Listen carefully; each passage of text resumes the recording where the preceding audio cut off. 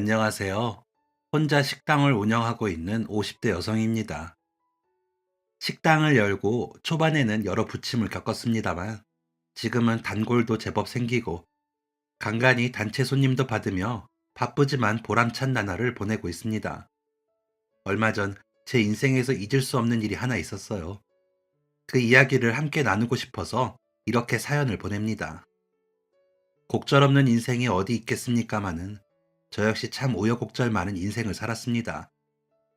제 인생이 처음 뒤집힌 건 10살 때였어요. 갑작스러운 화재로 부모님을 한순간에 잃었거든요. 저는 구조됐지만 부모님은 끝내 돌아오지 못하셨어요. 그때부터 제 삶은 완전히 달라졌습니다. 이후로는 친척집을 전전하며 지냈습니다. 처음 머문 곳은 고모댁이었어요. 한 2년 있었을까요? 어느 날 고모가 조심스럽게 말씀하시더군요. 미안한데 다음 달부터는 작은아버지 댁으로 가야 할 것 같구나. 저는 말없이 고개를 끄덕였습니다. 뭐라 대꾸할 말이 없었어요. 서운하다고 말할 처지도 아니었죠. 그 후에도 작은 보따리를 들고 이 집 저 집 옮겨 다녔습니다. 친척분들 모두 나쁜 분들은 아니었지만 형편이 넉넉하지 않아서 한 곳에 오래 머물 수 없었어요. 그렇게 20살이 된 후 저는 곧바로 일터로 나갔습니다. 대학은 당연히 꿈도 꾸지 않았어요. 그저 제 몸 닐 방 하나 구하고 먹고 살 만큼 벌기 위해 공장, 식당, 마트까지 닥치는 대로 일했습니다.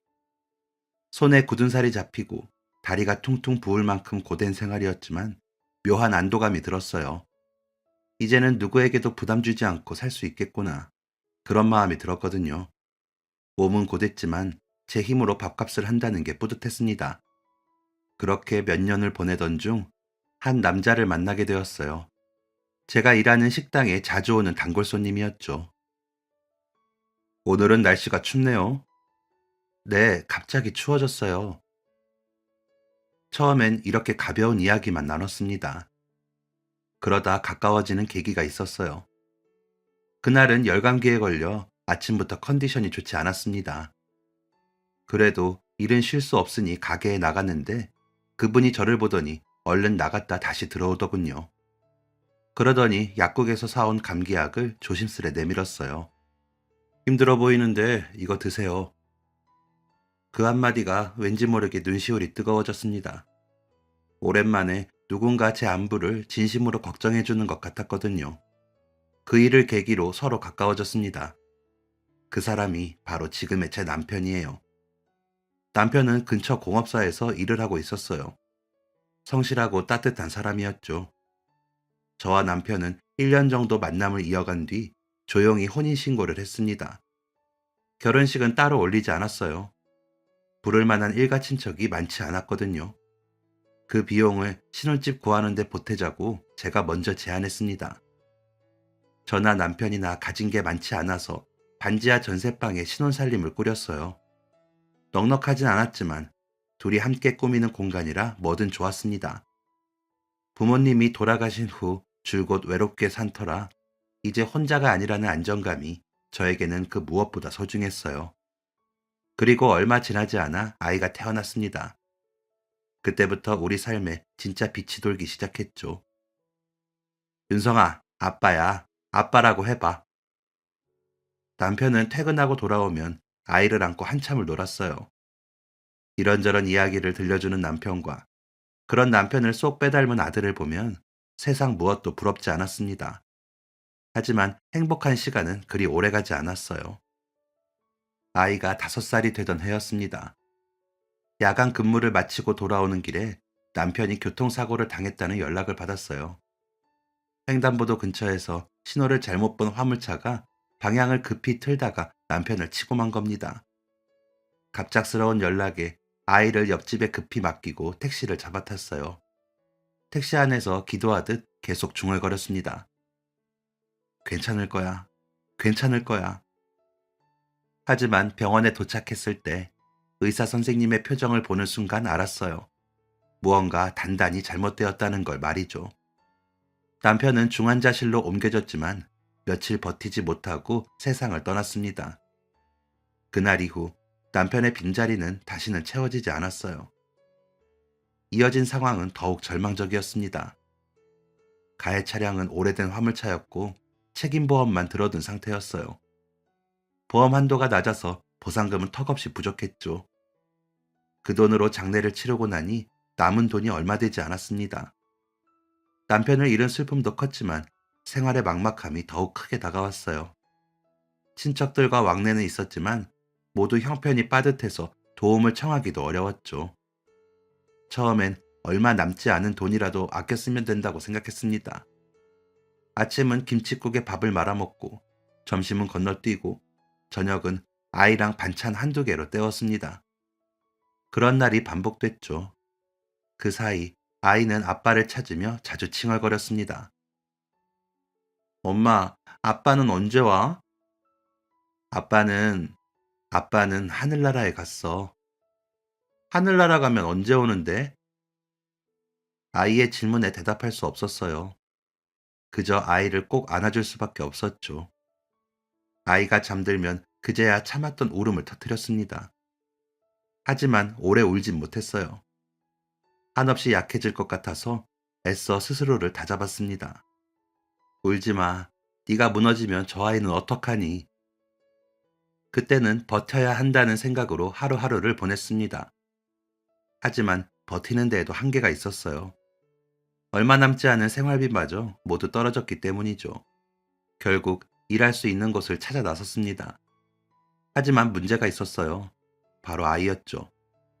5살 아이는 하루 내내 혼자 두기도 데리고 다니기도 어려운 나이였어요. 이렇다 보니 면접을 볼 때마다 똑같은 질문을 받았습니다. 아이 맡길 곳은 있나요? 근무 시간이 밤까지 연장될 수 있는데 괜찮으세요? 그때마다 딱 부러지게 대답할 수 없었습니다. 결국 고개만 끄덕이다가 돌아서곤 했죠. 그러다 겨우 새벽 일을 구했습니다. 아이를 재우고 새벽에 나가면 되겠다 싶었거든요. 혹시 몰라서 이웃집에 열쇠를 맡기고 일을 다녔습니다. 그러다 일이 터지고 말았어요. 자다 깬 아이가 집에 아무도 없다는 걸 알고는 놀라서 울다가 경기를 일으킨 겁니다. 이웃집에서 급히 조치를 취한 덕에 큰일은 없었지만 제 심장은 철렁 내려앉았어요. 결국 새벽 일도 그만두고 말았습니다. 그러던 중 제 사정을 아는 동네 주민이 조심스럽게 말을 꺼냈어요. 혹시 애를 잠깐 보육원에 맡길 생각은 없어요? 일 안정되면 바로 데려오면 되잖아요. 순간 머리가 멍해졌어요. 보육원이라니.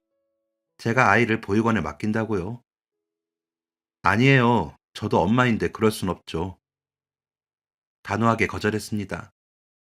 하지만 그날 밤부터 그 말이 머릿속을 떠나지 않았어요. 매일 밤 잠든 아이의 얼굴을 보면서 갈등했죠. 어떻게 이 어린 걸 보육원에 보낼 수 있겠어. 하지만 그 결심은 그리 오래가지 못했습니다. 통장 잔고가 바닥났기 때문이죠. 냉장고는 텅 비어 있었고 공과금은 밀려 있었습니다. 그날 밤 저는 한참을 울다가 떨리는 손으로 전화기를 들었어요. 그리고 보육원에 전화를 걸었습니다. 여보세요? 혹시 아이를 잠시 맡길 수 있을까요? 보육원은 동사무소에 가서 상담을 받고 절차를 받으라고 조언했습니다. 다음 날 저는 아이를 데리고 동사무소에 방문했어요. 담당 부서에서 관련 서류를 작성했죠. 며칠 후 다행히 입소 결정이 났습니다. 아이를 맡기기로 한 날, 저는 새벽부터 잠을 이루지 못했어요. 아이 옷을 하나하나 개고 있자니 눈물이 났습니다. 작은 가방에 옷가지와 아이가 좋아하는 장난감 한두 개를 함께 넣었죠. 외출 준비를 하자 아이가 들떠서 물었습니다. 엄마, 우리 어디 가? 응, 잠깐 가볼 데가 있어. 아이는 오랜만에 외출을 하자 신이 났는지 노래를 흥얼거렸어요. 버스를 타고 보육원에 도착한 저는 생각보다 큰 건물에 놀랐습니다. 입구에 들어서자 낯선 환경에 겁을 먹은 아이가 제 손을 꽉 잡았어요. 그 사이 선생님이 나와서 친절하게 웃으며 저희를 맞이했습니다. 어서 오세요. 윤성이 맞죠? 그 후 안내에 따라 아이를 등록하는 서류에 사인했습니다. 모든 절차를 마치고 선생님이 아이를 데리고 안으로 들어가려고 하자 아이가 제 옷자락을 붙잡았어요. 엄마는 같이 안 가? 그 순간 말이 나오지 않았어요. 한참을 머뭇거리다가 저는 무릎을 꿇고 아이와 눈높이를 맞췄습니다. 엄마는 일하러 가야 해. 그동안 잠깐 여기 있을래? 여기 있으면 선생님도 있고 친구들도 있어서 무섭지 않을 거야. 엄마가 금방 데리러 올게. 애써 평소처럼 말했지만 목소리가 자꾸 떨렸어요. 아이는 불안한 표정을 지으면서도 고개를 끄덕였습니다. 진짜 금방 와? 그럼 엄마가 약속할게. 결국 아이는 선생님 손을 잡고 안으로 들어갔습니다. 복도 끝에서 저를 돌아보는 아이의 모습이 지금도 눈에 선합니다. 그 불안한 표정을 지금도 잊을 수 없어요. 그렇게 아이를 맡기고 건물을 나와 계단을 내려가다 저는 그만 자리에 주저앉고 말았습니다. 주변 시선은 생각도 않고 엉엉 소리내어 울었어요. 내가 얼마나 못나서 이런 선택까지 하게 됐나 그런 마음에 속이 쓰렸습니다. 하지만 우는 건 그날로 끝냈어요. 아이를 데려오려면 어떻게든 이 상황을 타개해야 했습니다. 다음 날부터 저는 정신없이 일했어요. 식당 주방 보조, 공장 단기 알바, 가사 도우미까지 닥치는 대로 일했습니다. 잠은 하루에 3, 4시간이 전부였어요. 매일 진통제를 먹고 잠들 만큼 온몸이 쑤시고 결렸지만 그때는 오직 한 가지만 생각했습니다. 아이를 데려오는 일이었죠. 더불어 스스로에게 약속했습니다. 무슨 일이 있어도 일주일에 한 번은 아이를 보러 가자고 말이죠. 아이를 맡기고 쏜살같이 일주일이 지났습니다. 첫 면회날, 아무 생각 없이 보육원 입구까지 갔다가 저도 모르게 멈춰섰어요. 빈손으로 들어가기가 왠지 모르게 멋쩍었습니다. 그렇다고 제 아이에게만 뭔가를 사주는 것도 마음이 편치 않았어요. 저는 잠시 고민하다가 근처 가게에 들렀습니다. 과자 몇 봉지와 사탕 몇 개를 샀죠. 그게 제가 살 수 있는 전부였습니다. 아이들한테 하나라도 나눠주면 좋지. 그렇게 스스로를 다독이면서 보육원 안으로 들어갔어요. 그러자 저를 본 아이가 달려와 제 품에 안겼습니다. 엄마! 그러고는 펑펑 울기 시작했어요. 엄마, 나 엄마가 안 오는 줄 알았어. 엄마가 나 버린 줄 알았어. 아이가 그렇게 말하는데 심장이 찢어지는 것 같았습니다. 옆에 계시던 선생님이 조용히 말씀하셨어요. 엄마가 금방 오신다면서 며칠은 잠도 제대로 못 잤어요. 저는 아이를 안고 등을 토닥였어요. 엄마가 정확히 말 못해줘서 미안해. 몇 밤 자고 온다고 말했어야 했는데. 한참을 울던 아이가 고개를 들고는 이렇게 물었습니다. 그럼 엄마, 나 이제 집에 가는 거야? 저는 잠시 머뭇거리다가 솔직히 말했어요. 미안해, 윤성아. 당분간은 여기 더 있어야 할 것 같아. 그러자 아이의 눈에서 다시금 눈물이 주르륵 흘러내렸습니다. 엄마, 나 이제 엄마 말 잘 들을게. 맨날 라면만 먹어도 돼. 엄마랑 같이 자면 안 돼? 그 말을 듣는데 저도 모르게 울컥했습니다. 저는 겨우 감정을 추스르고 말했어요. 엄마가 하루 종일 일하러 나가 있어서 윤성이가 혼자 있어야 돼. 그럼 너무 무섭잖아. 나 용감해. 혼자 있을 수 있어. 엄마랑 갈래. 윤성아. 저는 아이의 손을 꼭 잡았습니다. 조금만 기다려 줄래? 엄마가 돈 좀 모아서 우리 집 마련하면 그때 꼭 데리러 올게. 아이는 또다시 금방이라도 울음을 터뜨릴 듯 했어요. 저는 얼른 가게에서 사온 과자와 사탕을 꺼냈습니다. 엄마가 이거 사왔어. 친구들이랑 나눠 먹을까? 음, 그렇게 첫 면회는 만남부터 헤어짐까지 눈물바다였습니다. 돌아서 나오는데 아이가 창문에 얼굴을 대고 저를 보고 있었어요. 손을 흔들어주고 돌아서는데 눈물이 멈추지 않았습니다. 그 후로 저는 무슨 일이 있어도 일주일에 한 번은 아이를 보러 갔습니다. 폭우가 쏟아지는 날도, 몸이 아픈 날도 빠지지 않았어요. 갈 때마다 과자 몇 봉지를 사들고 갔습니다. 그래서인지 제가 들어가면 보육원 아이들이 우르르 달려나오곤 했어요. 면회를 거듭할수록 아이도 조금씩 적응하는 것 같았어요. 울음이 점차 줄어들었고 이제는 보육원 친구들 이야기도 하기 시작했죠. 하지만 헤어질 때가 되면 꼭 이렇게 물었습니다. 엄마, 그럼 언제 집에 갈 수 있어? 그럴 때마다 저는 아이의 손을 꼭 잡고 말했어요. 엄마는 절대 너 포기 안 해. 조금만 기다려. 엄마랑 꼭 다시 집에 가자. 아이는 슬픈 얼굴로 고개를 끄덕였습니다. 그 모습이 지금도 제 가슴에 깊이 남아있어요. 그렇게 돌아설 때마다 마음이 무너졌지만 그 약속 하나 때문에 더 악착같이 일했습니다. 포기하지 않으면 돼. 포기하지 않으면 해낼 수 있어. 스스로에게 그렇게 되뇌이며 하루하루를 버텼습니다. 몇 달이 지나자 어느 정도 하루 일과가 자리를 잡았어요. 아침에는 주방 보조, 낮에는 아파트 가사 도우미, 밤에는 포장 공장에서 일했죠. 하루가 꽉 찬 생활이었습니다. 몸은 늘 천근만근이었지만 통장에 돈이 조금씩 쌓이는 거 볼 때마다 마음이 가벼워졌습니다. 일터에서는 작은 기술이라도 배우려고 노력했어요. 특히 주방에서 일할 때는 재료를 다루는 법, 불 조절하는 법 등을 눈여겨봤죠. 그러다 문득 이런 생각이 들었어요. 나도 언젠가 가게를 하나 차릴 수 있을까? 그런 생각이었죠. 작은 씨앗 같은 꿈이었지만 그 생각이 저를 더 열심히 일하게 만들었습니다. 다행히 일하는 식당 사장님이 저를 좋게 봐주셔서 저녁까지 일할 수 있게 됐어요. 돈도 가사 도우미 일을 할 때보다 더 많이 주셨죠.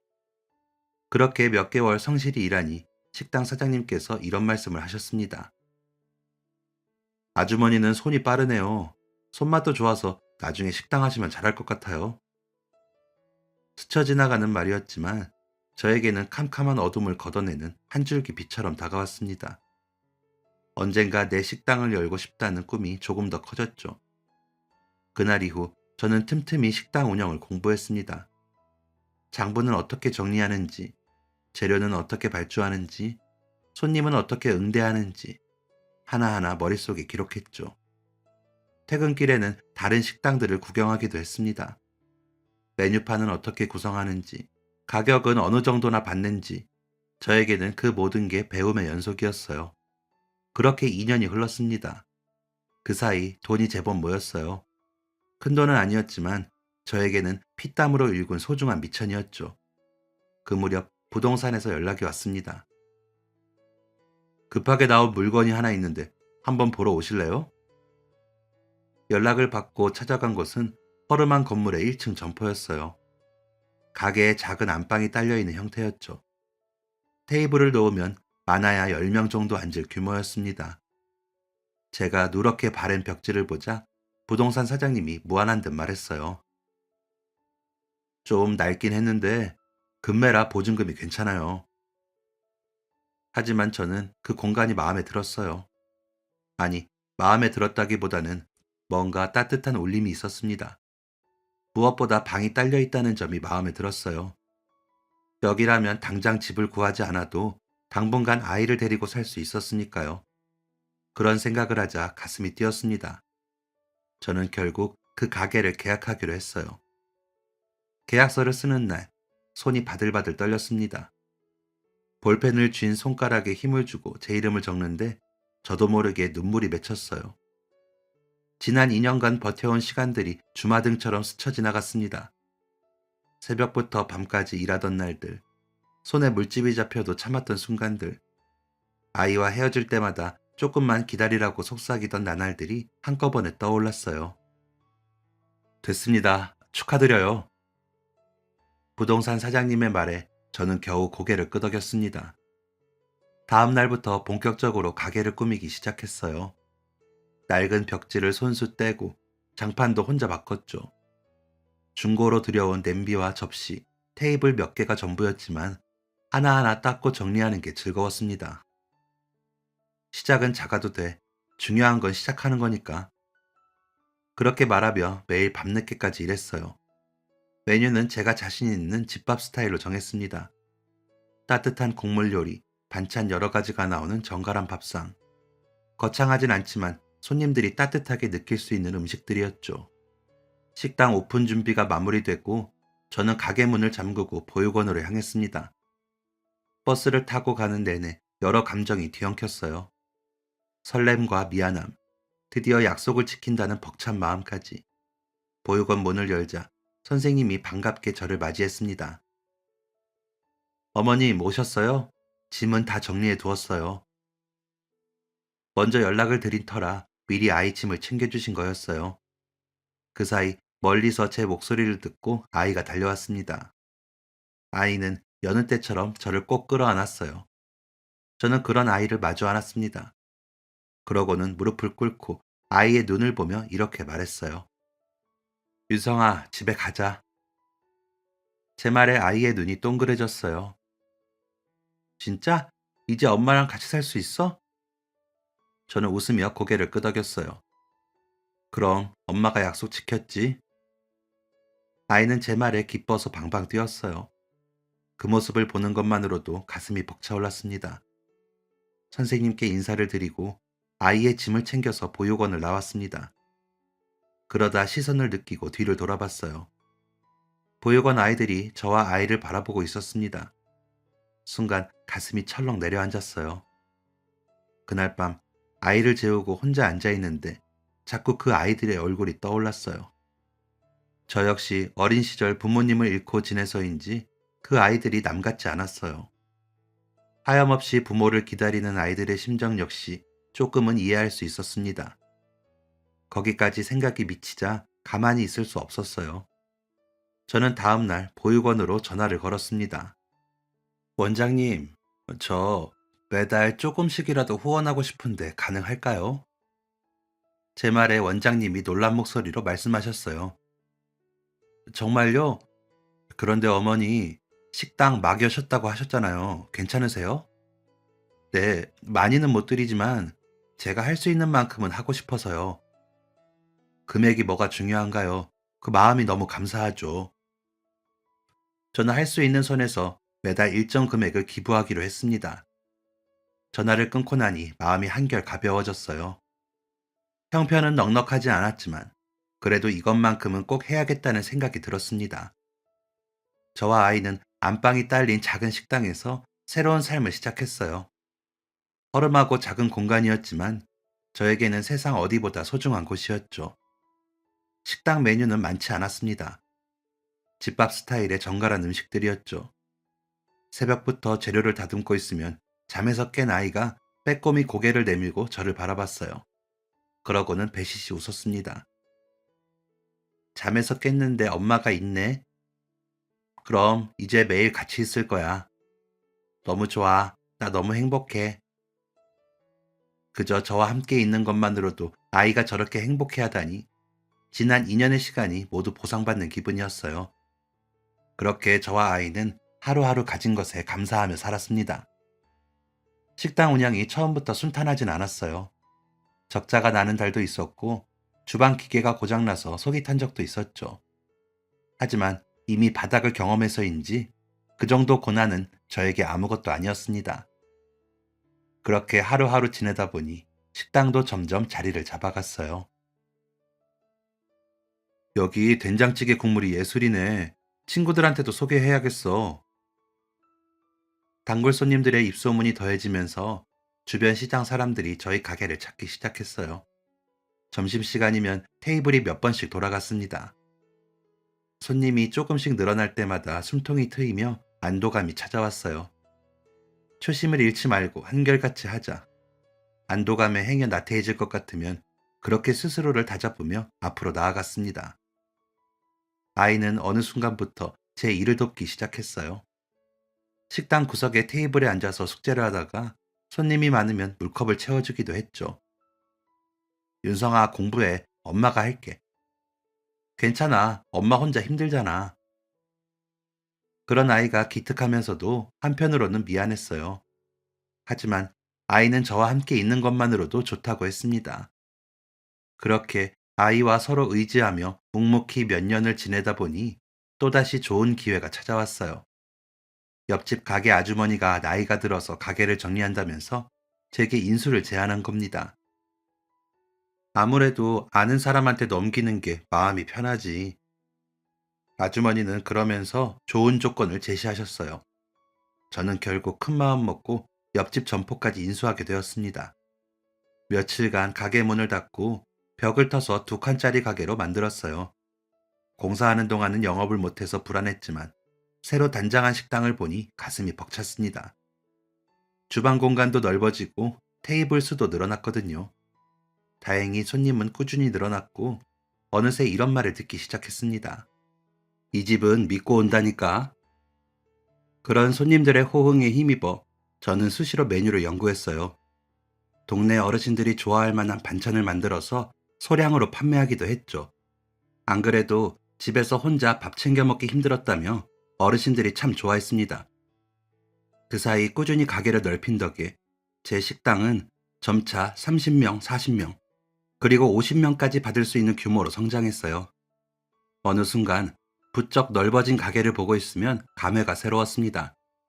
그럴 때는 내가 여기까지 왔구나 하는 감탄과 감사함이 동시에 밀려왔어요. 그 사이 아이도 무럭무럭 자랐습니다. 아이는 사춘기도 무던하게 보냈어요. 고등학교에 올라가서도 설거지며 배달, 계산까지 잡일을 도맡아 했죠. 저는 그런 아이를 말렸습니다. 윤성아, 네 인생 먼저 챙겨. 이제 공부해야지. 엄마도 힘든데 제가 도와야죠. 엄마는 괜찮아. 너는 네 길을 가야지. 아이가 수험생이 된 후로는 식당에 오지 못하게 했습니다. 아이는 그런 제 마음을 알았는지 공부에 매진했고 원하는 대학에 무사히 들어갔습니다. 대학 생활도 참 성실히 했어요. 이런저런 동아리 활동을 해도 술 먹고 늦게 들어오는 일은 없었습니다. 그렇게 열심히 준비한 덕에 졸업하자마자 곧바로 취업할 수 있었어요. 아들의 취업 소식을 전화로 전해 들었을 때 저는 식당 의자에 털썩 주저앉고 말았습니다. 엄마, 나 합격했어요. 그래, 우리 아들. 정말 잘했다. 전화를 끊고 한참을 울었어요. 기쁨의 눈물이었죠. 이제 아이가 자기 길을 가고 있다는 안도감이 들었어요. 그렇게 시간이 흘러 어느덧 저는 쉬운 중반이 됐어요. 식당은 여전히 바빴지만 이제는 나름의 여유도 즐기면서 하루를 보낼 수 있게 됐죠. 예전처럼 매일 살얼음판을 걷는 기분은 아니었습니다. 이제 인생이 조금 순탄해졌구나. 그런 생각이 들던 평온한 오후였어요. 점심 장사를 마치고 한숨 돌리고 있는데 식당 문이 스르륵 열리더니 한 남자가 들어왔습니다. 30대 중후반쯤으로 보이는 깔끔한 차림새의 남자였죠. 남자는 주변을 두리번거리며 가게 분위기를 살피더니 카운터 쪽으로 천천히 걸어왔습니다. 어서 오세요. 몇 분이세요? 남자는 잠시 망설이다가 입을 열었습니다. 저 식사하러 온 게 아니라 예약 문의를 드리려고요. 아, 예약이요? 언제요? 이번 주 일요일 오전 10시에 50명 예약할 수 있을까요? 순간 말문이 막혔습니다. 일요일은 원래 식당 휴무일이었거든요. 아들도 그날만큼은 꼭 쉬라고 당부했습니다. 일요일은 원래 쉬는 날인데요. 아, 그러시군요. 남자는 아쉬운 표정을 지었어요. 저도 고민이 됐습니다. 단체 50명은 큰 수입이었으니까요. 남자는 고민하는 제 모습을 보더니 조심스럽게 봉투를 내밀었습니다. 계약금으로 5만 원 드리겠습니다. 꼭 좀 부탁드립니다. 5만 원은 요즘 물가로는 적은 금액이었지만 남자의 진심만큼은 느껴졌어요. 저는 잠시 망설이다가 고개를 끄덕였습니다. 알겠습니다. 그날 준비해둘게요. 정말 감사합니다. 남자는 깊이 고개 숙여 인사하고는 연락처를 남기고 가게를 나갔어요. 저는 남자의 뒷모습을 보며 묘한 느낌을 받았습니다. 어딘가 낯이 익었거든요.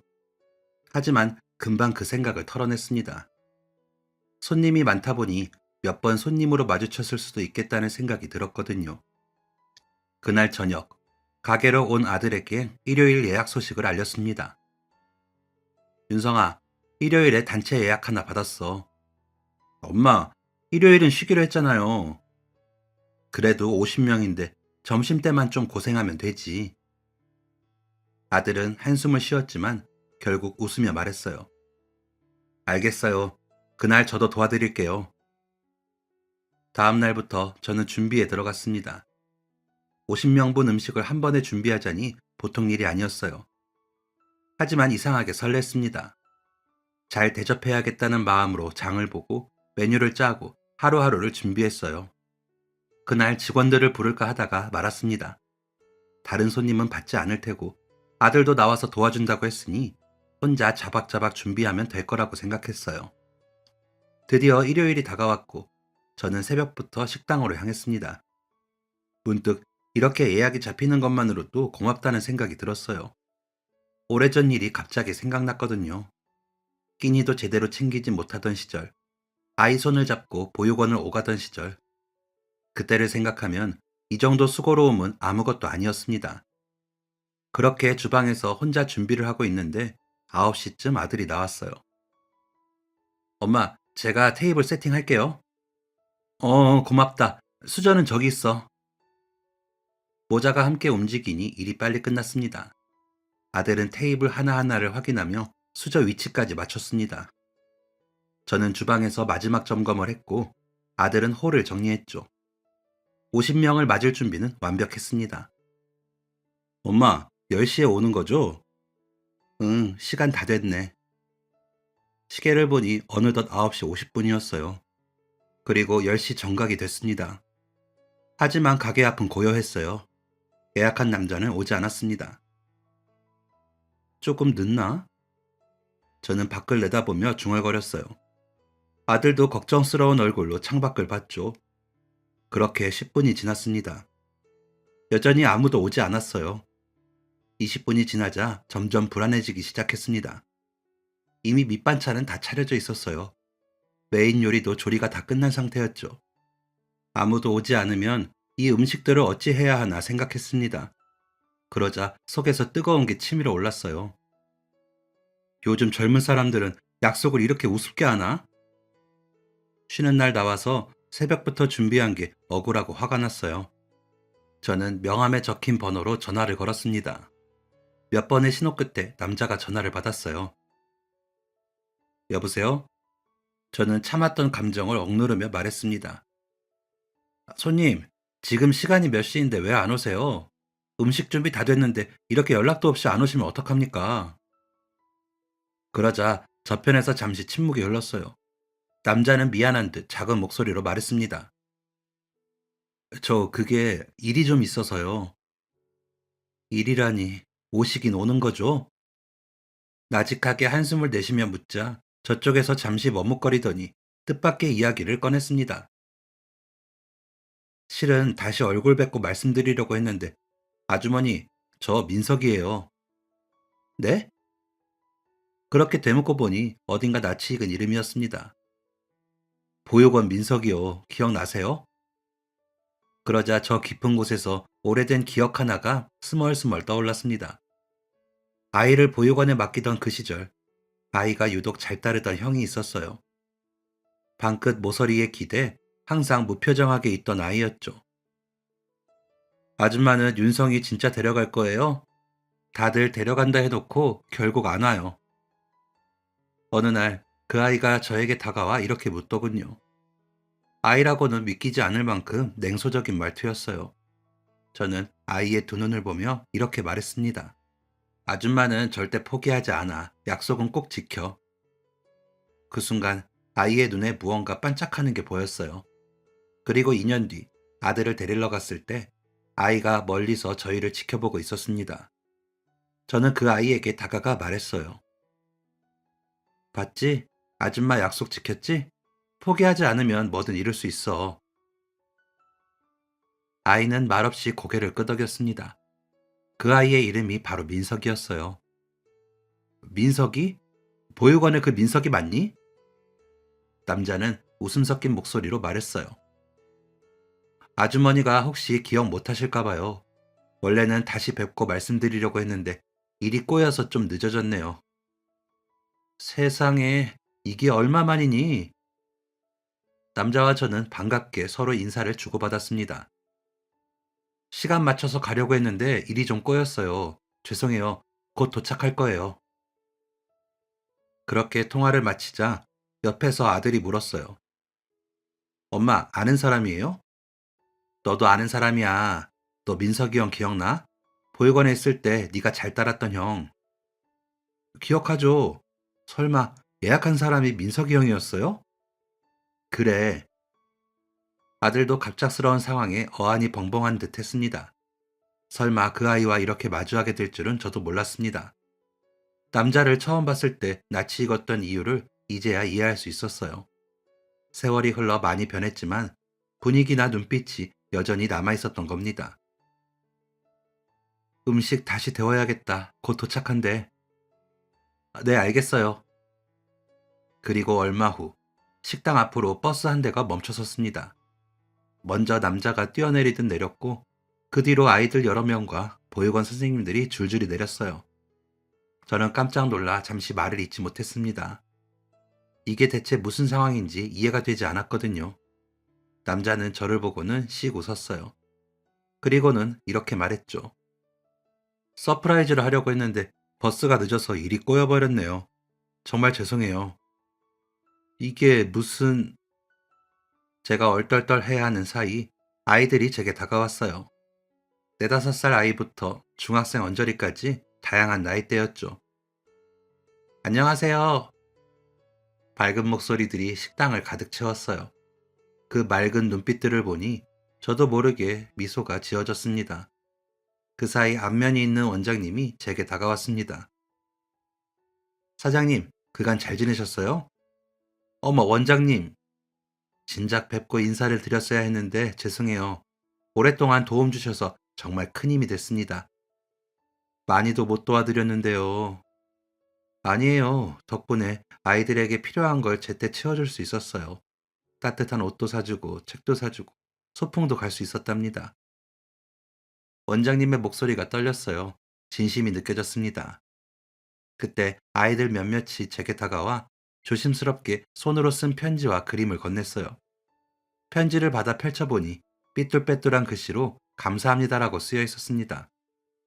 그림에는 알록달록한 무지개와 웃는 얼굴들이 그려져 있었어요. 그걸 보고 있자니 가슴이 먹먹해졌습니다. 저도 모르게 눈시울이 뜨거워졌지만 아이들 앞에서 울 수는 없었어요. 꾹 참고 애써 웃으며 말했습니다. 고맙긴 내가 더 고맙지. 이렇게 예쁘게 자라줘서 정말 고맙다. 그리고 아이들 머리를 하나씩 쓰다듬으며 말했어요.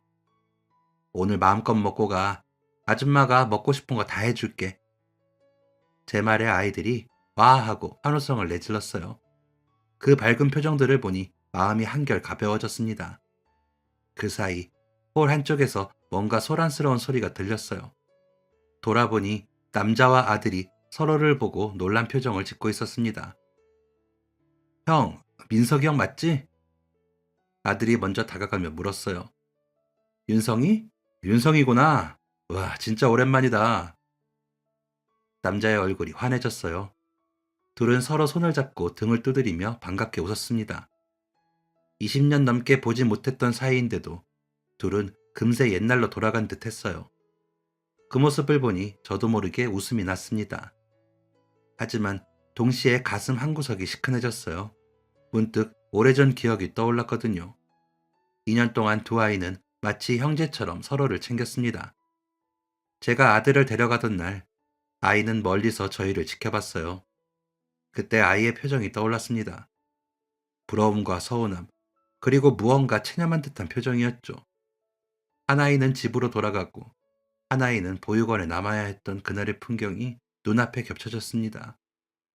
그때 저 아이 마음이 얼마나 아팠을까 생각만 해도 코끝이 시큰했어요. 저는 남자에게 다가가 조심스럽게 물었습니다. 민서가 어떻게 된 거야? 어떻게 나를 찾은 거니? 남자는 잠시 숨을 고르고는 차분하게 말하기 시작했습니다. 얘기하자면 좀 길어요. 아줌마 시간 많아. 천천히 얘기해보렴. 그러자 남자는 삥긋 웃고는 의자 하나를 당겨 앉았어요. 저와 아들도 맞은편에 앉았습니다. 남자는 천천히 자기 이야기를 풀어놓기 시작했어요. 저도 윤성이처럼 어렸을 때 보육원에 맡겨졌어요. 부모님은 처음만 잠깐 모습을 보이셨을 뿐, 그 후로는 단 한 번도 찾아오지 않으셨죠. 남자의 목소리가 조금 떨렸어요. 처음 몇 달은 매일 문소리만 나면 혹시 부모님이 아닐까 하고 쳐다봤어요. 오늘은 오실 거야. 오늘은 꼭 오실 거야 하면서요. 남자가 잠시 말을 멈췄어요. 그때의 기억이 아직도 생생한 듯 했습니다. 하지만 돌아오는 건 실망뿐이었죠. 몇 달이 지나고 몇 년이 지나도 부모님은 오시지 않았어요. 저는 가만히 듣고 있었어요. 마음이 점점 무거워졌습니다. 다른 보육원 아이들도 비슷했어요. 곧 데리러 올 거야 라는 말은 늘 있었지만 실제로 아이를 데려간 부모님은 거의 없었거든요. 몇 년을 기다려도 안 오는 경우가 대부분이었죠. 남자는 씁쓸하게 웃었어요. 그래서 저는 기대하면 더 아프다는 걸 일찍 깨달았어요. 그때부터 세상을 차갑게 바라보게 됐죠. 어른들 말은 다 거짓말이라고 생각했어요. 약속 같은 것도 믿지 않았죠. 그때의 아이 얼굴이 떠올랐어요. 겨우 10살인데 벌써 세상의 쓴맛을 다 아는 듯한 표정을 짓고 있었죠. 그런데 아주머니가 윤성이를 데려가는 모습을 봤어요. 저는 믿을 수 없었어요. 정말로 약속을 지키는 어른이 있다니. 솔직히 좀 충격이었죠. 남자의 목소리에 감정이 실렸어요. 아주머니가 윤성이 손을 잡고 나가기 전에 제게 했던 말이 아직도 귀에 생생해요. 무슨 말? 아줌마는 약속을 지켰다고. 포기하지 않으면 뭐든 이룰 수 있다는 그 말이요. 남자의 말을 들으니 그때가 떠올랐어요. 아들을 데리고 나오면서 아이에게 한 말이었죠. 남자는 말을 계속 이어갔어요. 그날의 충격과 감동이 제 성격을 완전히 바꿔놓았어요. 아, 내가 틀렸구나. 포기하지 않으면 정말 할 수 있구나. 세상에는 약속을 지키는 사람도 있구나. 그렇게 생각하게 됐거든요. 남자는 그날 이후 냉소적인 태도를 버렸다고 했어요. 뭐든 성실하게 해보자고 마음먹었어요. 보육원을 나온 후에 여러 일을 전전했죠. 배달 일도 하고 공장에서도 일하고 택배 상하차 일도 했어요. 많이 힘들었겠구나. 힘들었죠. 그런데 어렵고 힘들어도 포기하지 말라는 아주머니 말을 되뇌며 버텼어요. 남자의 목소리에 힘이 실렸습니다. 뒤늦게 공부할 때도 마찬가지였어요. 밤늦게까지 공부하다가 포기하고 싶을 때마다 아주머니 말을 떠올렸어요. 포기하지 않으면 뭐든 이룰 수 있어. 그 말이 저를 계속 앞으로 나아가게 했어요. 저는 말없이 남자를 바라봤어요. 그 냉소적이던 아이가 이렇게 씩씩하게 자랐다니 보고도 믿기지 않았습니다. 일할 때도 마찬가지였어요.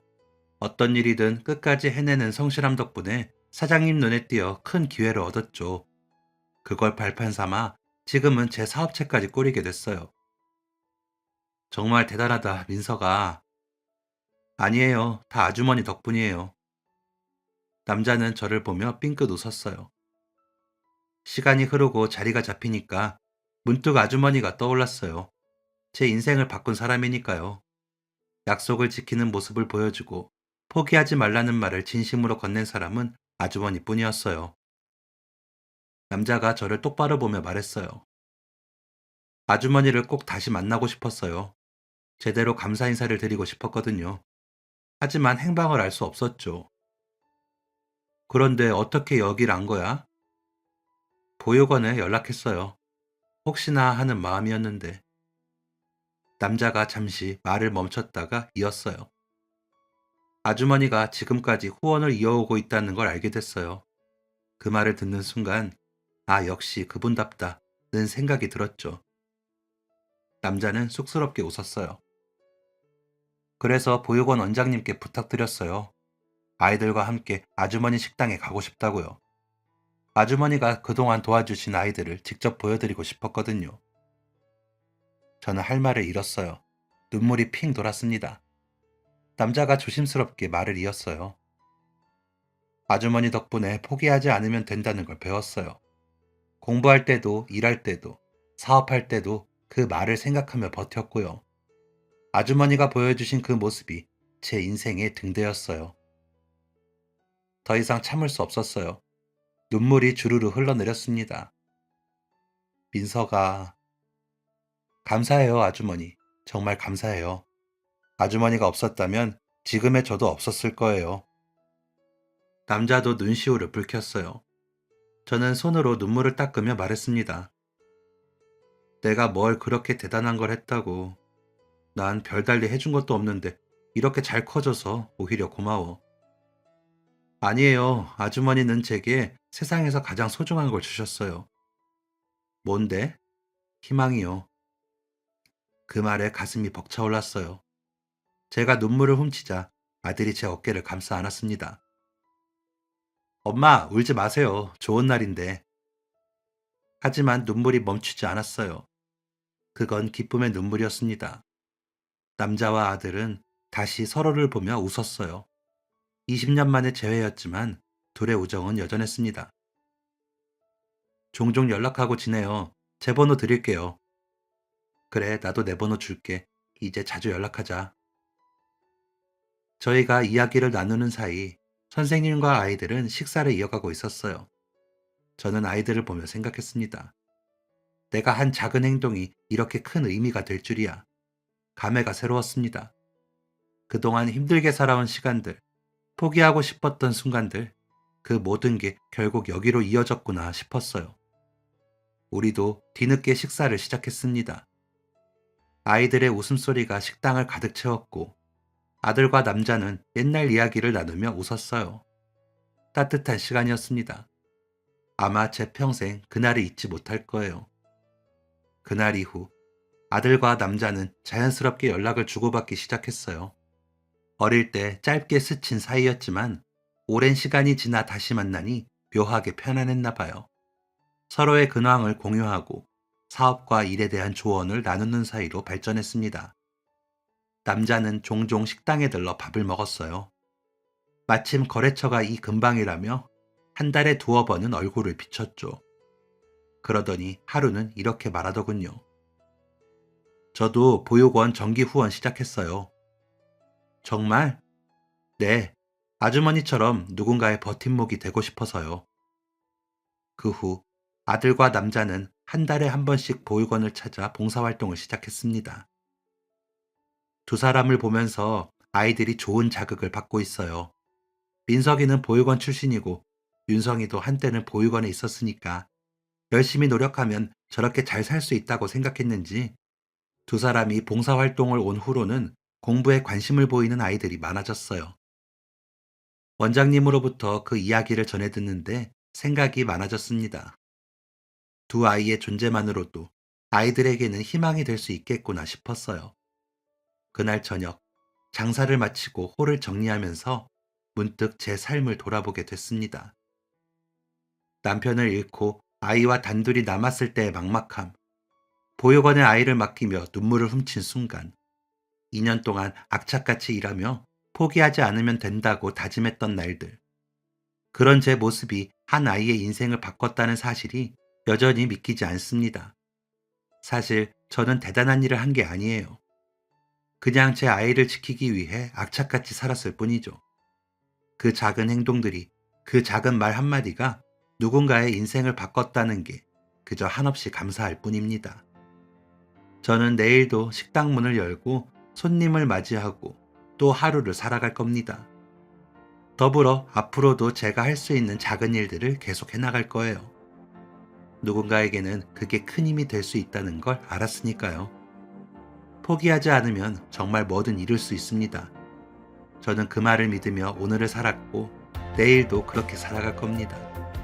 여러분도 혹 힘든 순간이 오더라도 절대 포기하지 마세요. 작은 희망 하나가, 작은 인연 하나가 여러분의 인생을 밝혀줄 겁니다. 제 사연은 여기까지입니다. 긴 이야기를 들어주셔서 감사합니다. 지금까지 사연 들어주셔서 감사합니다. 사연이 재밌으셨다면 구독과 좋아요를 눌러주세요. 감사합니다. 안녕히 계세요.